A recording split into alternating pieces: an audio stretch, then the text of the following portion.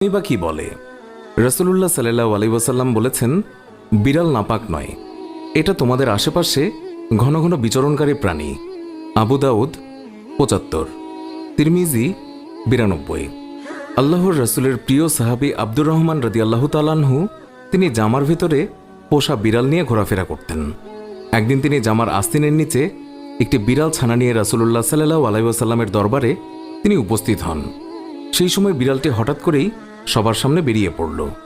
এই অবস্থা দেখে রাসূলুল্লাহ সাল্লাল্লাহু আলাইহি ওয়াসাল্লাম তাকে রসিকতা করে ইয়া আবু হুরায়রা, অর্থাৎ হে বিড়ালের পিতা, এই বলে সম্বোধন করলেন।